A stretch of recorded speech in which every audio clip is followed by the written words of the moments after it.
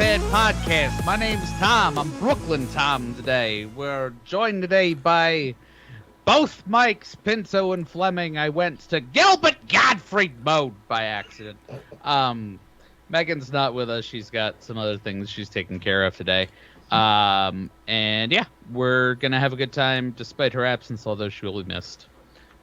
All right, to kick things off, I will start with Pinto because he gets the joke that I just made. So, Mr. Michael Pinto, how are you doing today? What is your beverage of choice this evening? What games have you been playing? How you doing?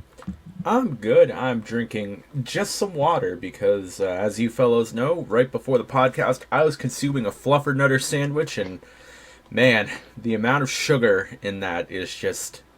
I couldn't even finish it, so... I figured, you know what? I'm just going to drink some water, try and flush out the diabetes, and go from there. Gaming, have not been playing much beyond Resident Evil 4, still working on that, and Played Up, which I'm sure we'll talk about at length quite soon. In terms of Resident Evil 4, the remake comes out tomorrow, as of the date of this recording. Now, I don't think it's going to run on my computer, which is a shame, but I'm going to be building a new computer in the pretty near future. So, it's not something I'm super worried about. There's a lot of games I've been thinking about playing and recording, and I'm like, I'm just going to wait till I get my new computer, because as much as I love this old behemoth, it's old. It's like 11 years old at this point, almost. And it has served me very, very well, but it's time to move on. In terms of technology, oh god, the accent's creeping in. In terms of technology, 11 years is a really fucking long time. Like, that's it. I had this back when the PlayStation 3 was coming out. The PlayStation 5's been out for 2 years. No, you didn't. You had a PlayStation 3 in college. Shit, you liar. You're right. This computer is barely older than Grand Theft Auto 5. That's true. That's true. Yeah, I really have we've been playing Played Up as our game of choice, and I don't know, something about that game makes us talking, hey, I'm working here, get the fuck out of my restaurant. Just kind of like that. We're all from not too far away from New York City, but I don't think any of us have lived in New York City. Pinto, you have some. I have family there. Yeah. Yeah, we traversed to New York City for Comic-Con one year, and that was an adventure. And that gave us our Brooklyn accents. Yes, that gave us the ability to tap into Brooklyn accents. I did live in Jersey, so I could do more like a Jersey, like New York City accent, like the Jersey side. I do live in Jersey. And now you live in Jersey, but you're more of an implant. So. Yeah, that's true. You gotta drink some water. I am New Jersey's breast implant, and I do my best. But no, the right one or the left one? Ooh, that's like for, left Twix or right Twix. That's for the Jersey lady to decide herself. The Jersey lady sounds like... never mind. I don't know. I think like playing a food game, though, where you're running like a pizza kitchen or other things that are modeled after a pizza kitchen gives you the incentive to sound like two paisans who are running one. So, or three paisans, as the case may be. So we kind of run around going like, hey, I'm taking your order over here. And then still I somehow sound like Gilbert Gottfried when I'm recording, so... Well, that's about it for me gaming-wise and drinking-wise. It's not super exciting this week. Mr. Fleming, how are you? Hey. What are you drinking? Probably haven't had the opportunity to play too many games in the past couple days, but indulge us.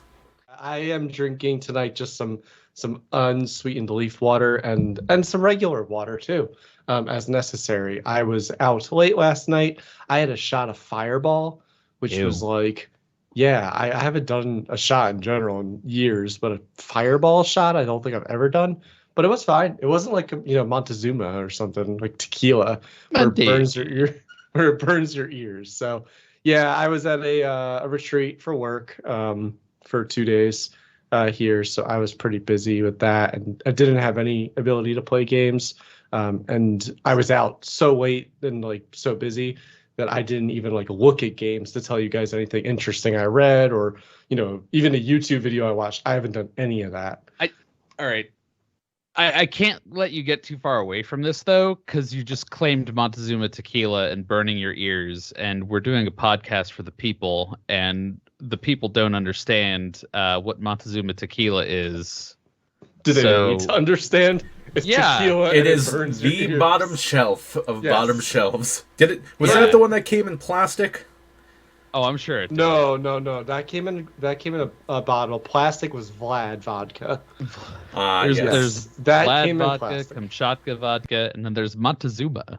For those who want to experience what it's like for an alcohol to affect your ears. Yes. And it comes in both a gold and a silver denomination, though I don't know if there's any difference. And for some reason, a friend of ours, Jesse, if you're out there, love you, buddy. Hope you're doing good. Brought it over to consume alcohol with us on my 21st birthday while we were all in college. And we didn't know what to expect. No one went into it knowing that it was an ear burner. And then you take a shot of it, and sure as shit, it worked that way on everybody. So and then he left it there. And he just left it there because he knew that the legend needed to live on. And then we passed it off to each other every so often. For a few years, we used to wrap that bottle in a piece of paper that said, "You've been Monty, do a shot of Monty." And if you got it, you were obligated to burn your ears. And of course, when we did it originally, the girl I was dating at the time wonderfully and whimsically decided to chase her ear-burning shot of tequila with cheese. So it became tradition to chase the shot of Monty with cheese. So now you know. Go to your local liquor store. Check the if you see the bottom shelf, look for the secret shelf below that where they keep the Montezuma. Pull it out. Stop by the grocery store and get some. I want to say cheap, but we actually went pretty good on the cheddar cheese. It's so probably like some Cracker Barrel Cabot. brand. I think it was Cabot Vermont Extra Sharp. Okay. If I'm being honest, I'm a cheese man, so I recommend you get that and do a shot of Monty, burn your ears a little bit, chase it with some cheese. Don't do that. Yeah, don't actually do that. Don't take our advice. Yes, thank you, Tom, for explaining that whole story. I was just going to blow past it, and just anyone that knows Montezuma probably knows the ear burning that you would experience. But People need to know. Need to know. Yeah, so back to gaming. I have not had time to play any, and I just got home a little bit ago. So it's been no games for me. Basically, outside of the Played Up that we did. I think I played a little bit. Oh, shut up, phone. Sorry. That's getting edited out. Yeah, edit that out. What the hell, man? Edit this out too. Anyway, I haven't played much. So looking forward to playing more Played Up. I know we'll talk about it in a minute, but that was a lot of fun for me personally, and I also missed playing with games with you guys. In my desire to play wish list, I do really want to play Rocket League now. So I probably will end up playing a little bit of Rocket League coming up here at some point because we mentioned it in our little chat among the podcast people. Dude, I didn't know what RL stood for, and I was too scared to ask at that point, because that's bird milk. It's all connected now. Yes. So I'm gonna do the deep dive lore explanation here. I think we've talked about the bird milk. Listen, if we have, it's in the deep lore of the podcast at this point. Yes. So it merits re-explanation. So one fine day we were playing Rocket League early on in our Rocket League careers, and we all used, I think it's called the ectoplasm goo or something like that. Portal gel. Portal gel. Yeah, something like that. It looks like white jizz that flies out the back of your car as your boost. And I mean, I'm pretty sure when they put it in there, they knew exactly what it looked like. But we were just discovering our ability to use the boost to fly up in the air. And I think I was kind of tired. And I did a jump and a fly, and I proclaimed bird milk because it looked like there was milk and I was a bird. And then I came to the realization that birds don't produce milk. No, that is incorrect. I'm pretty sure I did not want you to tell the story simply because I knew you would adjust it. But Okay. you actually said, do birds make milk? Yeah, I feel like there was a stunned silence after you proudly proclaimed bird milk. You're right. You're right. Yes. I don't disagree And then with this. you went, do birds make milk? And Pinto, you shouted out, no, they don't. They're not mammals. That's right. That is how it went down. And that is actually, correct. Well, contrary to these events, I recently found an article which proclaimed that pigeons do in fact produce milk for their young, which is strange as hell, but in fact means that there is such a thing as bird milk.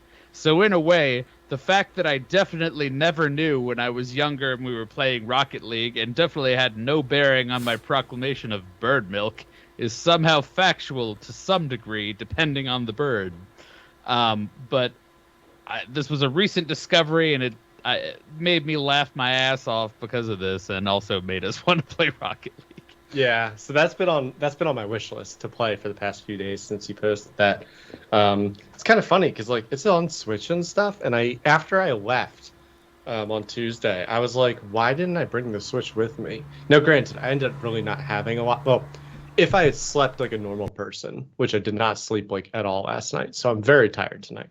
But if I did like slept like a normal person, I wouldn't have had time. But because I was up for like 5 hours in the middle of the night for no reason, I could have played Switch games, and Rocket League is on the Switch, I believe. So could have done that. But oh well, it's fine. I didn't think about bringing it, and I was too far to go get it after I left for this retreat.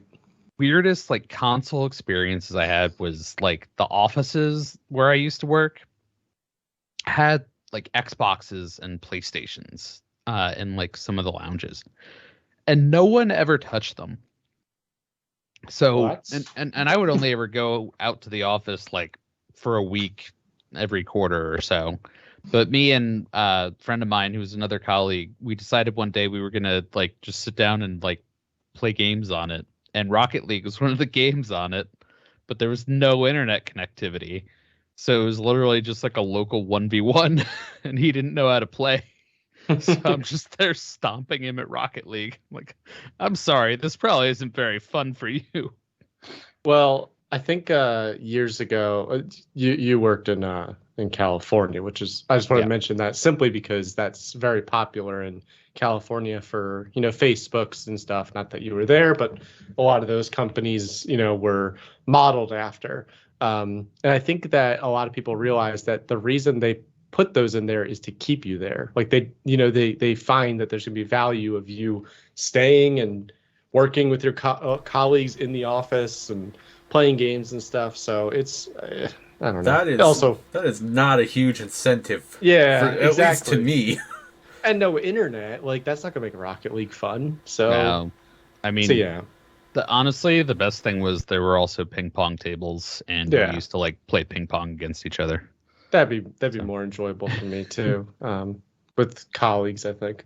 But anyway, yeah. So I haven't played a lot of games, but I am looking forward to playing more Plate Up, and I know we'll discuss it in a moment. So, Tom, now that I had two different stories, not initially told by me, but told by you.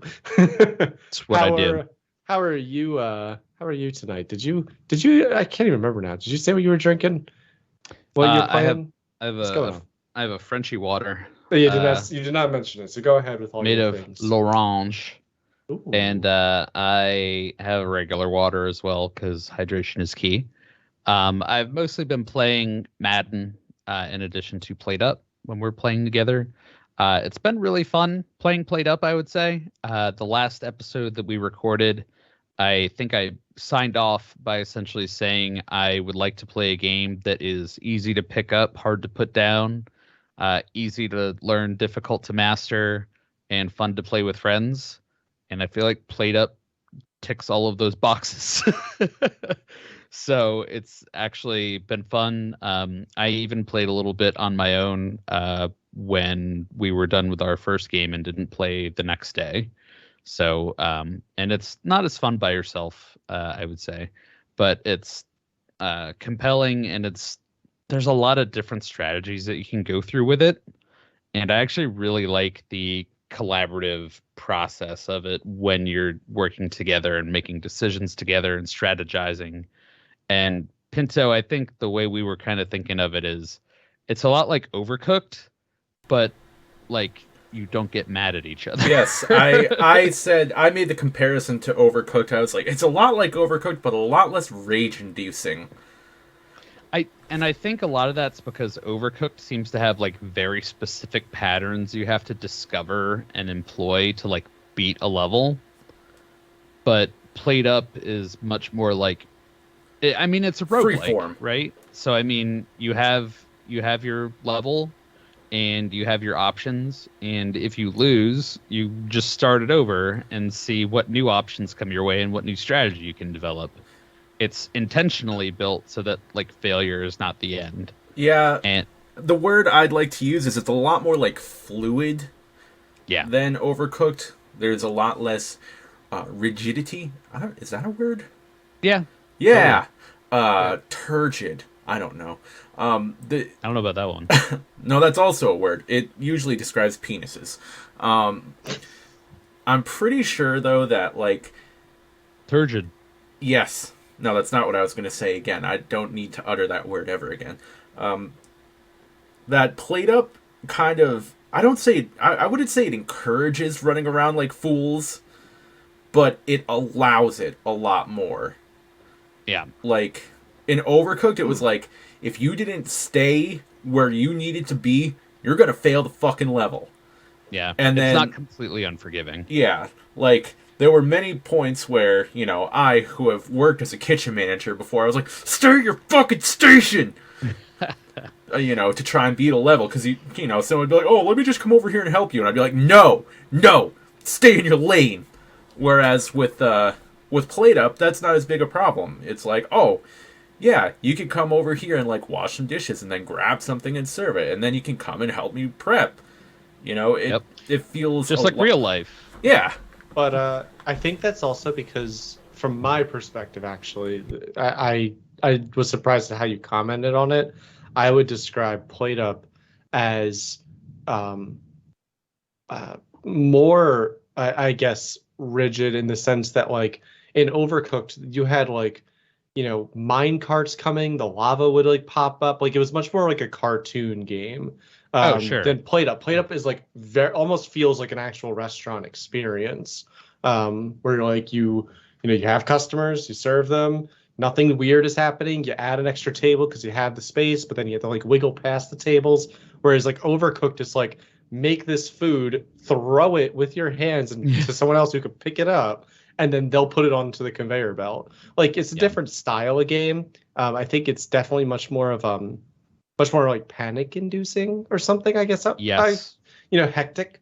Played Up, even in the hardest of moments, it felt like, and I've worked in a restaurant too, Pinto, it felt like the hard nights on the restaurant where, like, you're just running around because you have so many people, but it never felt like, actual, lava was going to kill you or something like it could in Overcooked. Well, and I feel like when you're having those difficult moments in Played Up, you can kind of say, when you analyze why it's tough, you can kind of come up with a different solution or multiple different avenues of approach. Whereas in Overcooked, you have one setting, one way that, one set of strategies to make use of. Whereas in Played Up, you could get different items or different setup, and I mean, depending on how far along you are, you might have like 7 to 10 different stages of developing your restaurant in a different way. You get those different items for each star. You might decide not to get an additional starter to serve at the beginning, and to take the hit in terms of price discounts or something like that instead. So I mean, it feels a lot more strategic to me in that manner. Whereas Overcooked, I think, plays into the cartoonishness, like you were saying, Fleming, and really is just like an over-the-top, like, finish this as fast as you can, throw it around and get it out there, which is fine. Like, Overcooked is a great game on its own, but definitely much more manic, definitely. Yeah, and I personally think I preferred Played Up between the two.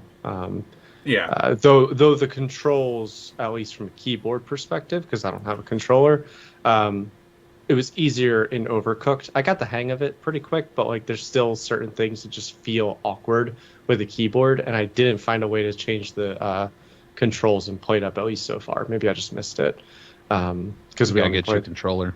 Yeah, I probably do need to get a controller. I've thought about it. I just I don't I feel like I don't play a lot of games that require controllers because like I'm fine with using keyboard for almost any type of game.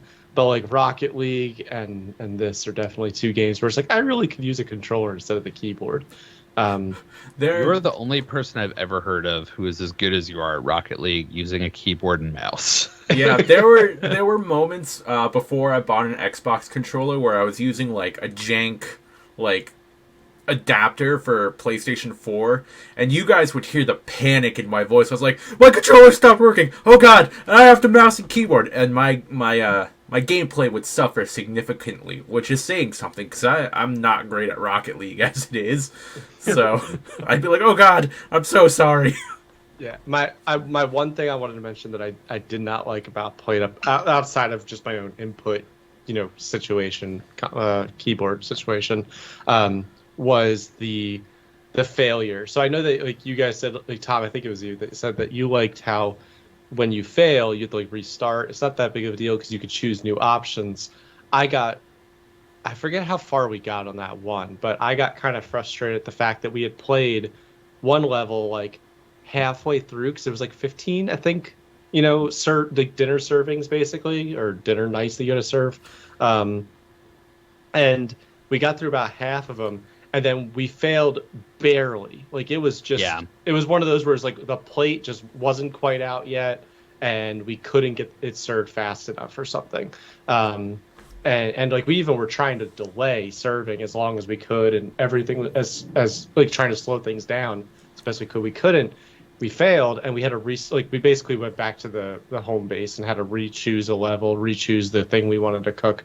So like I wish that there, like when you hit the 5 star level, you could save as a checkpoint, because I personally just found it frustrating that like you could do so much and then you would ultimately fail. But it's a different style. Game mechanic. Yeah, it's a different style of game, and also we only failed the one time. You really dislike losing, so that is definitely true. I also dislike losing where it's like a DayZ thing where like you die in DayZ and it's like, oh my god, I just lost the last 6 hours of my life because I went and got a car, I got these cool guns, and now I'm dead and can't get back to my body, or my body disappeared for whatever reason.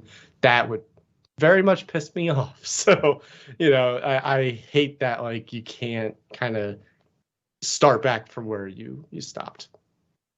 Yeah, I accept it in Played Up, and I actually like it in Played Up because it very much feeds the roguelike nature of the game. But I have trouble with other roguelike games. Like Spelunky is very difficult for me. I played it. Zomboid. Yeah, well, that's what I was gonna say.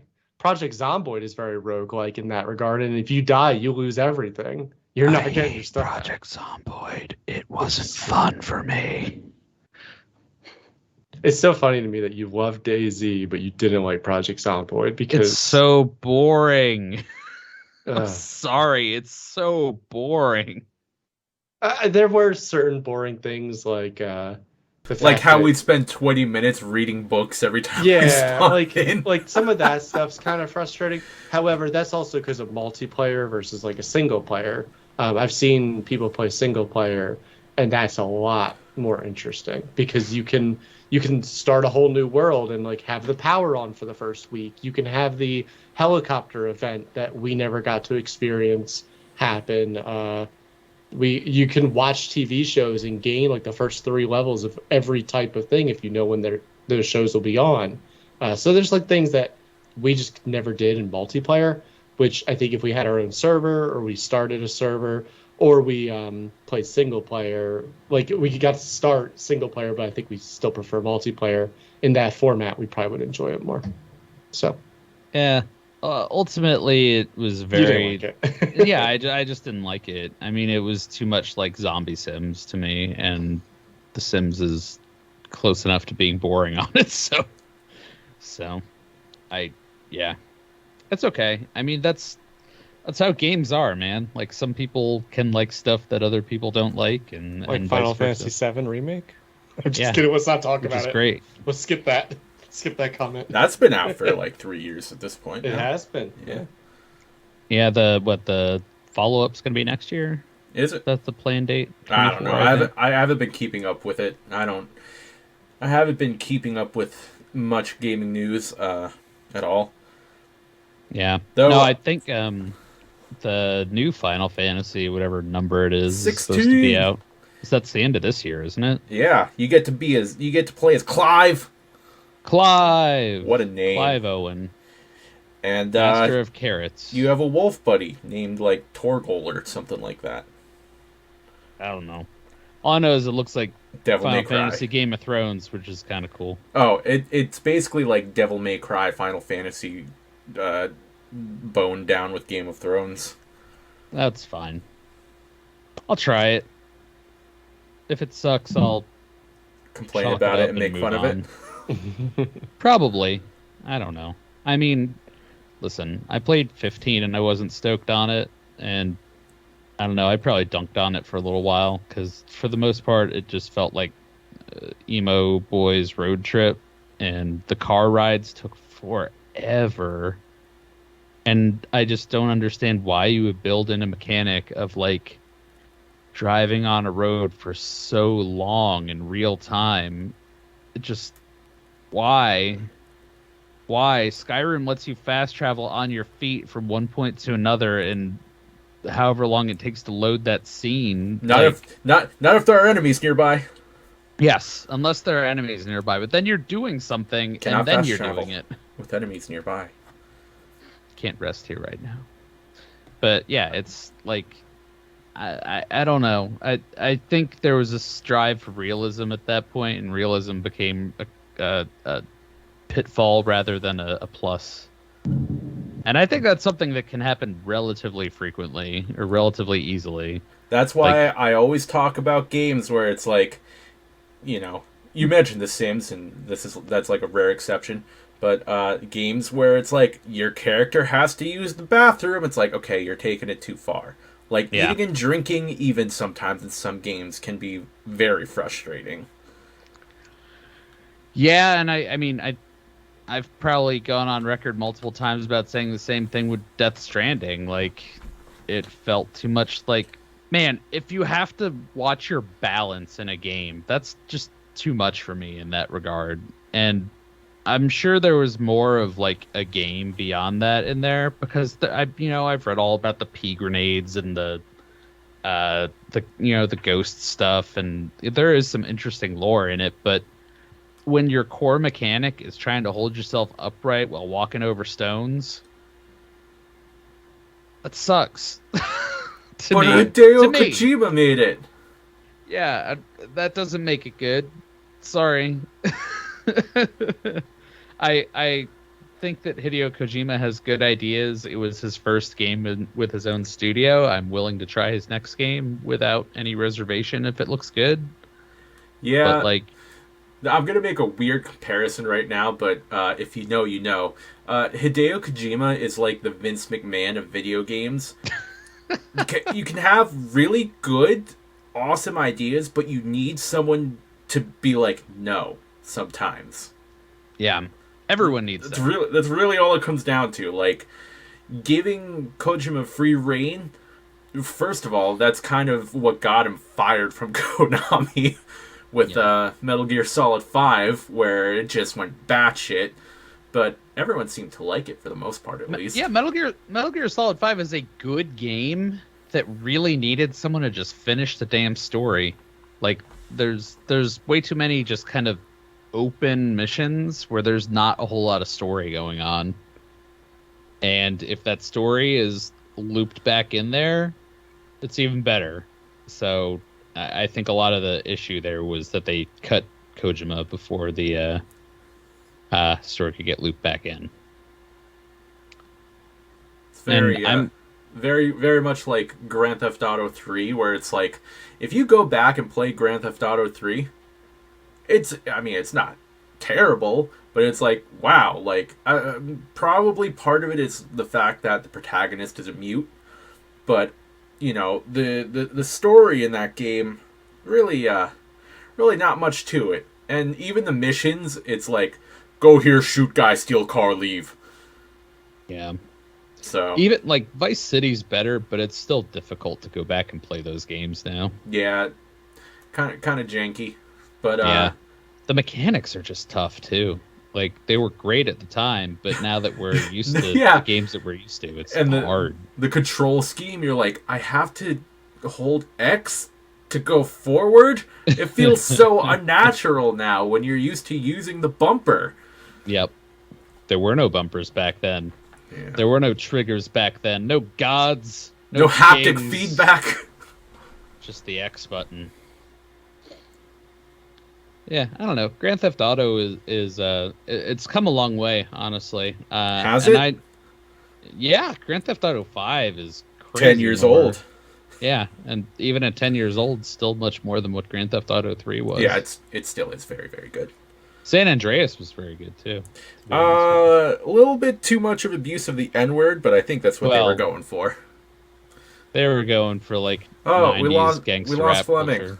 Now Tom is doubled up in the video overlay. There's his head and there's his chest. That'll be fun for Enjoy our me, video viewers. ladies and gentlemen. Take a peek at this sweet bird. Yeah, dude, t-shirt your I got. bird is right in perfect frame.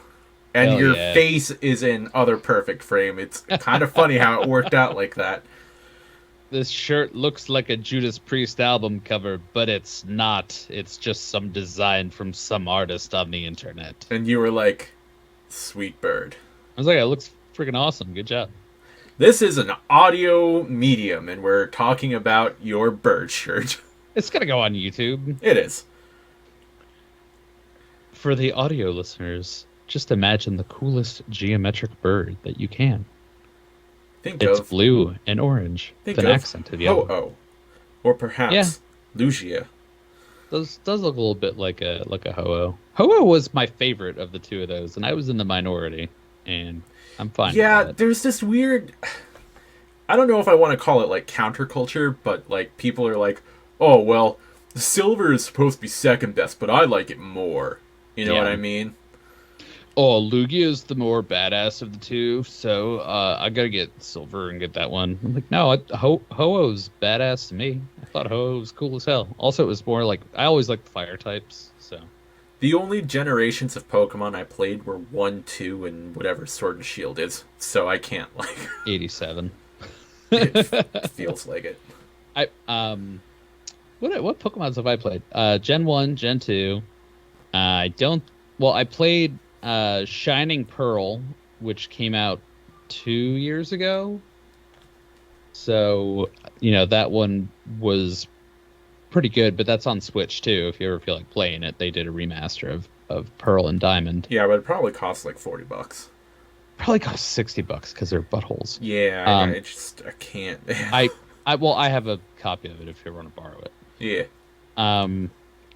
But yes, I played that one. I played Alpha Sapphire, which I think was DS or 3DS. That one was good. And that was done in the style of like Heart Gold, Soul Silver, I think. And I beat that one, so I felt good about that one. I never played Black and White, never played X and Y. I did play the one in Hawaii. Sun and Moon. Sun and Moon, I had Sun. Again, I'm sure all of the cool kids out there had Moon. And then I did Sword, and then I did Violet. I've done a lot of them. I didn't realize I played that many Pokemon games. Here's the thing. There's a lot of Pokemon games.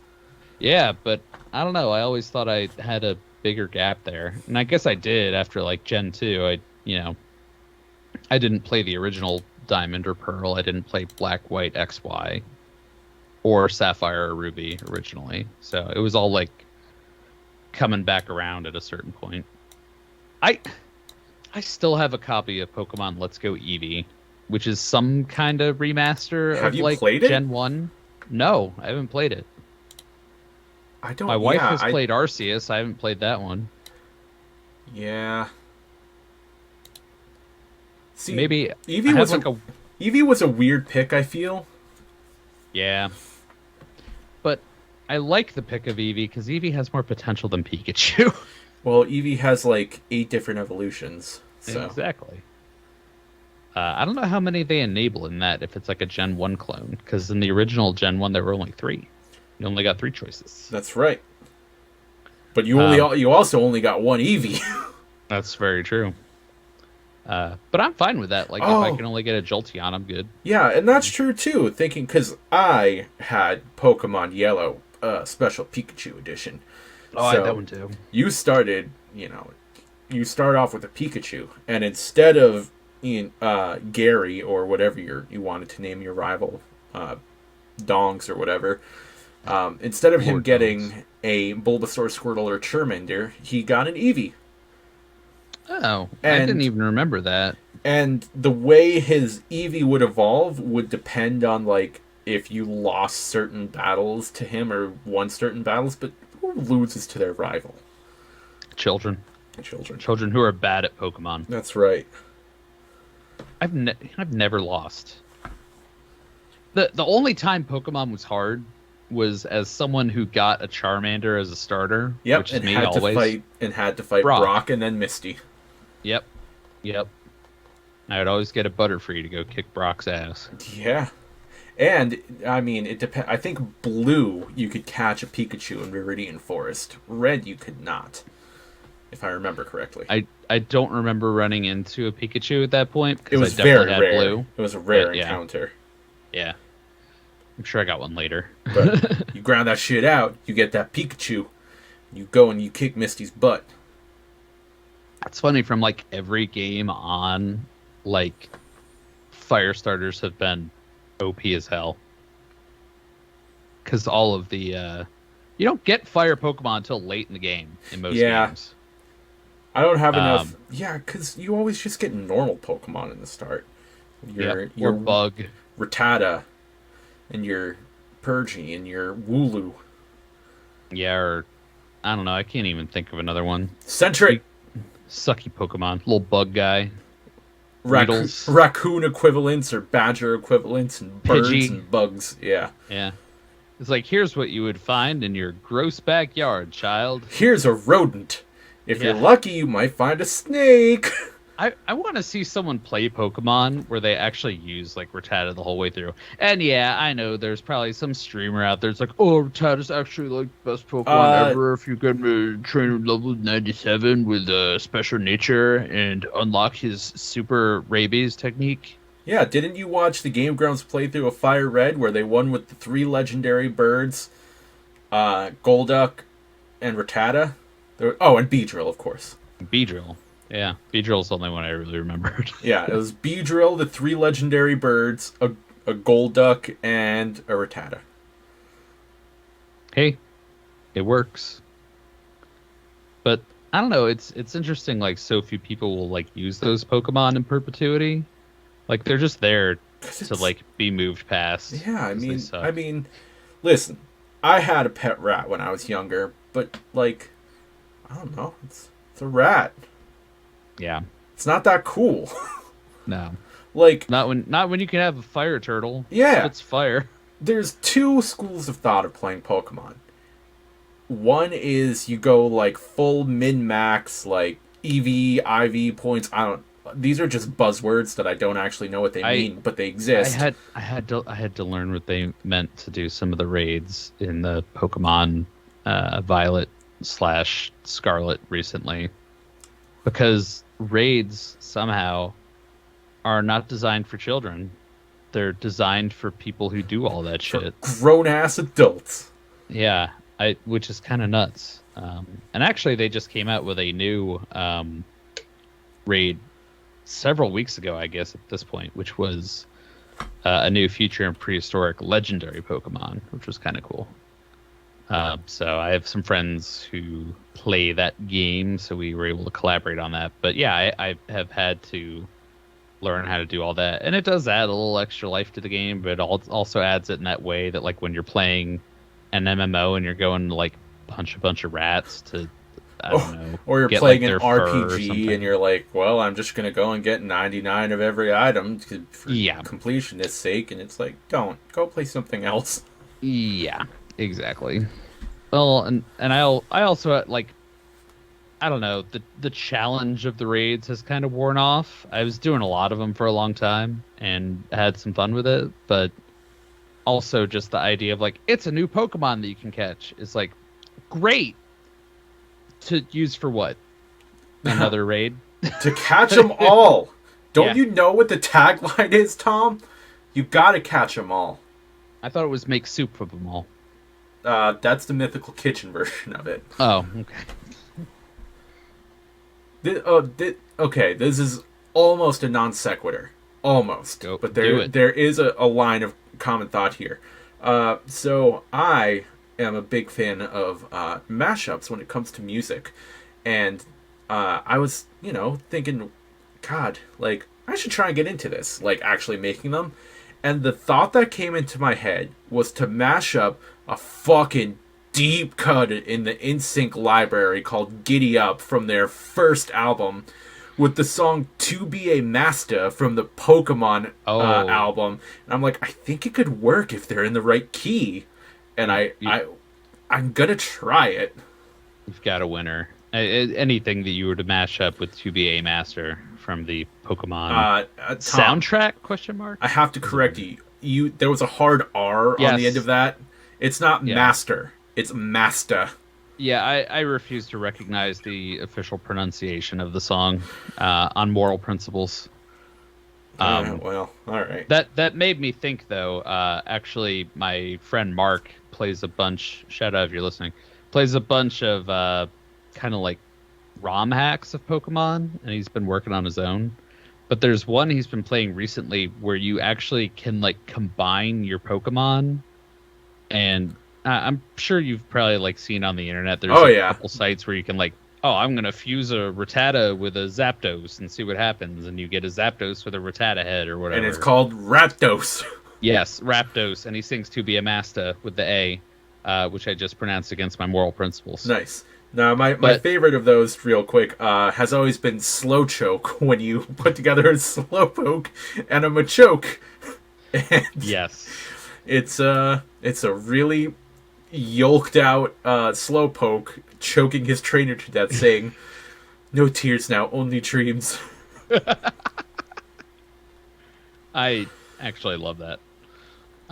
But yeah, this is like someone made a real game version of this, and you can just fuse Pokemon and they get different stat bonuses out of it and become different types and do different things. I know it sounds cool, and like, I'd be into it. I can't help but think of the ethics of it, though. Because you ever think about stuff like that? Welcome back, Fleming. Because like, you're muted, by the way. There was a thing where I think they introduced it in the second generation where it's like, if you leave your Pokemon with the daycare owner, there's a chance that you'll get a Pokemon egg. They will make baby. Right. But it was meant only for for Pokemon, where if you put together two, I don't know, like Mr. Mimes. That was a really weird pull, because I don't know how Mr. Mimes would procreate together. But but it's Mr. Mime. Yeah, it's Mr. and Mrs. Mime, not Mr. and Mr. Mime. It'd be really weird to be like, all right, Onyx, mate with that Rattata. It's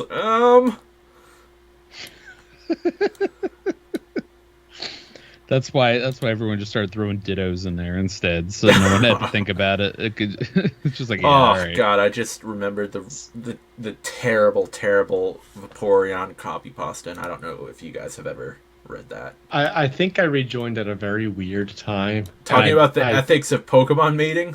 Well, so for everyone that may have not known, my power went out just mid-sentence. I was just about to interrupt you guys to let you know how bad a storm was coming through, and then it was just gone, everything.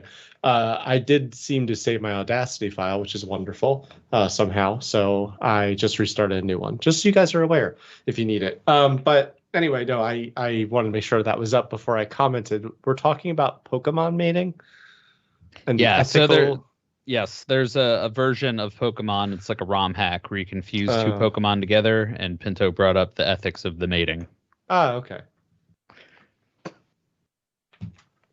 So, yeah, I don't know. I tend to agree with the mating. The mating thing's weird. Like, I get it, but I also don't get it. It's kind of fun at a certain point of the game when you can, get some lower level but unique Pokemon to your friends if they're like just starting the game or they have the other version of the game and stuff, and you can do that by getting the eggs out. But ethically, very strange. Undoubtedly, Onyx and Chansey, not my power coupling in my head. Not exactly what I've always thought of. But hey, who am I to second guess how nature works? We need to change the subject. Yeah, I actually had one thing to talk about still too. Go ahead. I was just gonna say there's a ton of like Pokemon hacks and new versions and changes that are out there on the internet. My favorite one is the one with cell phones, where like it's all. Oh, God, I can't remember. I'd have to look it up. I'll try and we'll move on from this. But God, there was like a really weird one where it was like a badly translated Vietnamese ROM hack where all of them had like cell phones, and that was a big thing. I don't know. I don't remember. Yeah, I haven't heard of that one, but I have no doubt. Like, as soon as I heard there was the Fusion Machine game, I was like, well, everything's on the table, huh? Oh, the Fusion Machine was canon, though, wasn't it? Bill? Only in Dragon Ball Z, as far as I'm aware. Bill just made those computers that you could just magically store Pokemon in. No, don't you remember in, like, the very first game, you'd go to his house and you'd be like, I'm Bill, I got turned into a Pokemon somehow. You need to... It was like The Fly. Oh, yeah. What the hell was up with that? Here's a Then ticket they to just a boat. glossed over it after that. They were like, yeah, I'm better now. I'm better now. Here's a ticket to a boat. Bye. Yeah, I mean, listen, it was also a different time in gaming. Pokemon was also, especially early on, also not really known for its lore-heavy story, so... No, that's what the anime was for. Unless it was that episode where James got breast implants and pretended to be a woman. That we never got to see in America. America doesn't want you to know that happened, but it did. No boobs in America. Anyway, Fleming, what'd you want to talk about? Sorry, no, I wanted to mention, I don't know what where boobs we are. did you want to talk about? I don't know where we are in the podcast time, so I don't We're want to at 48 minutes. Go ahead. Yeah, I'll make this quick then, just because I don't think it's a big topic for you guys. Though I think one of you posted. I don't know which one did. But Counter-Strike 2 was announced. Oh, that was me. Yeah, I posted that mostly for your benefit. Yeah, and I did read that, and I thought it was coming. I don't know if you guys would probably play at all, but I'm really excited to see it. I'm not surprised it is coming. I didn't know when they'd come out with it, but it's just interesting because we've gone through so many versions of Counter-Strike, and we had Source in between CS 1.6 and CSGO, and that was really, like, some people really hated it. Some people were okay with it. You know, it got popular due to, like, CGS, for example.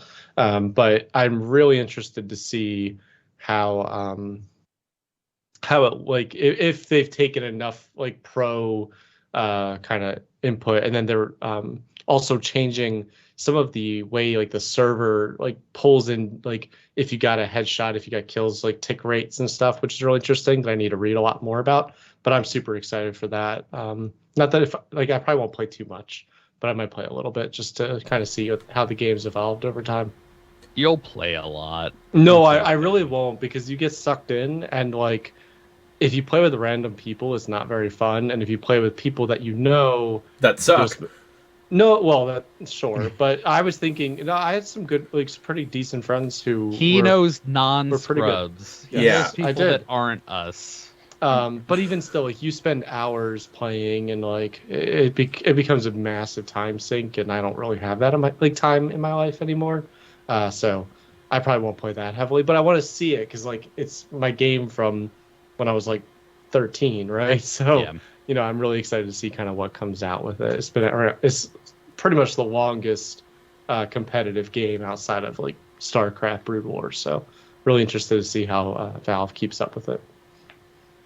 That's Yeah, it from my perspective. I don't. Have they said anything about like new changes, or is it expected to just be like the same kind of core gameplay as it always has been? My guess is that it'll be the same. The only thing I saw is that there's going to be a dedicated key to pull off your silencer again. Okay. So they're in Counter-Strike CS:GO.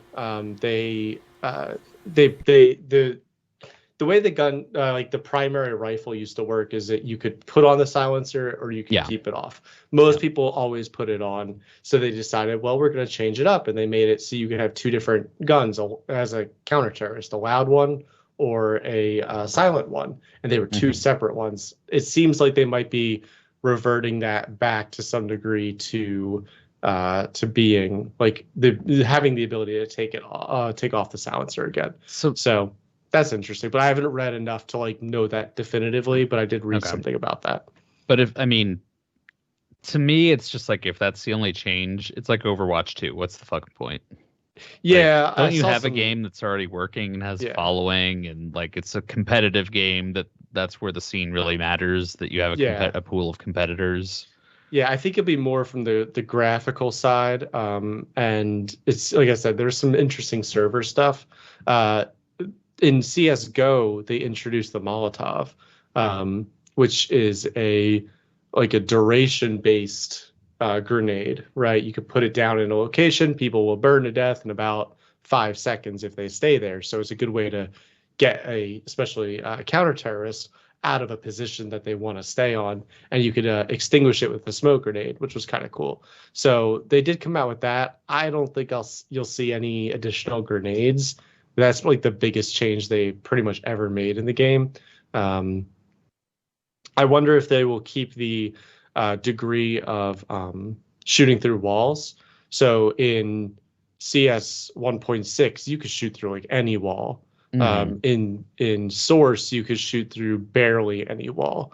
And then at one point, or in CS:GO, they made it where like you could shoot through some walls, but not that many. And there were certain like doors, for example, that used to always be spammed. They would. And he's gone. Oh no, he's there. So I'm here. What, did I lag or something? Yeah, you did. You exploded for a minute. I think someone shot you through a wall. Oh, well, my audio kept going, so you have that at least. But I'll be all frozen when the YouTubes watch. Sorry, but anyway, I was saying that I don't think they'll make a major change. I don't think they'll make a major change to the wall banging. I don't think they'll add a new grenade, and I don't think there'll be significant stuff beyond the server-based tick improvements that they've been talking about. I just hope they do it right, because even when CS:GO came out, there were some challenges, and if it goes to like Source, people will not be happy. So we'll see. I guess the question is, do you think they'll charge for it then, or do you think it's going to be free the way that CS:GO is right now? They've announced that it's going to be free again. Okay. So that makes more sense. They make so much money from loot boxes and skins, and they really clamp down on the like skin-based marketplaces that came out years ago, where like people were using that to do their betting and also do their selling. They really clamped down on those because they were losing out on the fees that they were making. So a lot of those people got in trouble, and I think most of them have closed, but I haven't kept up with the scene enough to know.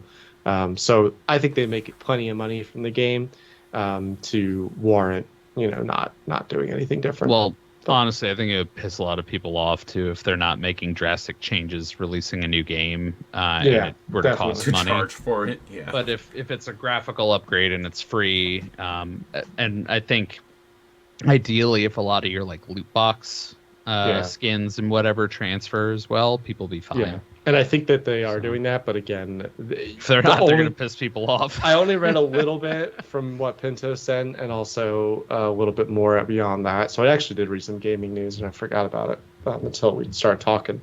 But yeah, I'm curious to see how that kind of resolves. And I'll play a little bit. I definitely will touch it, more than one time, but I will not get Just make sure you in. get consent first. Yes, I will ask Gabe if he gives me consent to touch his game. Gaby weeby. That's it. The big thing that I got out of it is that bans are carrying over. Oh, really? So I didn't see that. If you're banned in CSGO, you will be banned in Counter-Strike 2. I think that's reasonable. Yeah, makes sense to me. The game is like there's no. It's like a professional version of like a Battlefield or a Call of Duty, right? You cannot play the game without playing multiplayer. I mean, in Battlefield they have a story, but it's very short. So I am very appreciative of the fact they're doing that, and I also read that they're going to port over the skins, but I don't know definitively how that works. That's it. That's my interesting gaming news, and now you can put that somehow in the title, and you'll probably get more viewers. So hi YouTube. the words that stuck out most to me that I just hated hearing the combination of was skin-based marketplace, and I know what you meant, but just in my head I was just like, oh, you don't want to sell your skin to the people. Ugh. I don't like that combination of words. All you gotta do is lift your skin and hand it over to somebody else for some money. Yeah. And keys became like the standard income, or standard like dollar. So like a certain skin would be worth a certain number of keys. It was weird stuff, man. It's so interesting how people will invent a marketplace if there's like a need for one. And like you said, and we've talked about this on previous episodes, like they used it to circumvent like betting on matches and stuff like that, or to establish like a betting marketplace. I don't know, it's just interesting to me how people will find a way to do that, and they'll establish a currency and just go for it. And that's I don't know, I'm not a big invisible hand of economics guy, but there's something to what's going on with that. Something's happening. Definitely. Sorry, I kept us late talking about CS:GO. That's all right. Well, that's okay. You didn't keep us late. The invisible hand of the market kept us late. That is true. Capitalism. And now the hand is flicking me on the side of the head, saying it's about time to wrap things up. Unless you had one other thing to say, Pinto. I do. In terms of gaming news, and I doubt we'll delve too deep into this, but they announced a new Dragon Ball Budokai Tenkaichi game. Oh, the 47th one. Only the 4th.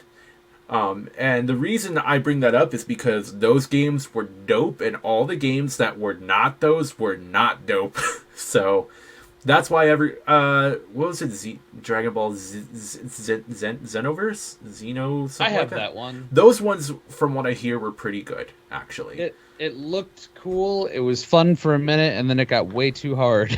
Oh, okay. But yeah, like the Budokai Tenkaichi series were like universally loved, and I think those came out. I think all 3 of them came out on the PlayStation 2. So what's the gameplay mechanic on that one? Is it a fighting game or is it? And story based. So like it's kind of weird because like you're playing a video game based on an anime based on a manga, so it's like there's only so many story beats you can do because you're rehashing the same story, and if you stray too far from the source material, people will probably get upset. But I mean, I don't know. I feel like if you just put a shiny new coat of paint on it, which they're doing, and as long as the game plays good, people will keep playing them because people love that shit. Dragon Ball Z? Yeah. Hell yeah. I still have a part of me that loves Dragon Ball Z. Yeah. And, I didn't mean that in like a derogatory way in any way. No, I still love Dragon Ball Z as well, so. Yeah. No, I mean, the Xenoverse was actually fun because you got to create your own character. You even got to pick if you were like human Saiyan, Namekian, however you pronounce that, like Frieza species, other stuff. And then you were like a time traveler who was sent back to help the Z fighters win key battles. Yeah. So like you would help out when like Vegeta came to Earth the first time, or like when they're fighting the Frieza squad on Namek and stuff like that. It was really cool. It just got too hard for me. Yeah. But yeah, that was my gaming news. Yeah, I don't know for certain because they have only released like a teaser trailer that's like 17 seconds long, but it looks like it might be cell shaded, which I always like, graphically speaking. So There was a time when cell shading was this like trendy, all the rage thing, and now it is just a stylistic thing that can be applied. And when people do it right, it looks really nice. It makes it look more comic booky or anime to me, which I'm fine with. Like, especially for Dragon Ball, like it looks great. Yeah. No More Heroes is another one that looks really good with the cell shading. All right, that was my gaming news. All right, so now instead of an invisible hand, we have the Saiyan tail moving us along. So that's going to do it for this episode of the Joypad podcast, ladies and gentlemen. If you like it, check us out on all of our social media links at joypadpod.com. Leave us a review on your podcast platform of choice. I refuse to say podcatcher because it's a stupid word. You said it. What? You said it, though.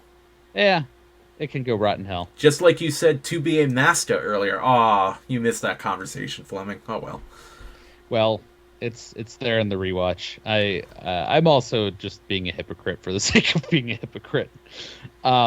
Anyway, check us out. Find some of our videos on YouTube. Check out some of our older episodes. We have over 2 years worth of content now. Oh, God. Leave us some feedback. Tell us what you'd like to hear about, and we'll be happy to get back to you and work on it one way or the other. Man, I have to think of a good way to wrap this episode up, huh? It's been a little bit of a hodgepodge today, but man, I wish I could be a Super Saiyan, and I bet you do too. But either way, you should do your best to stay joyful. Goodbye. Goodbye. That was really bad. I'm sorry.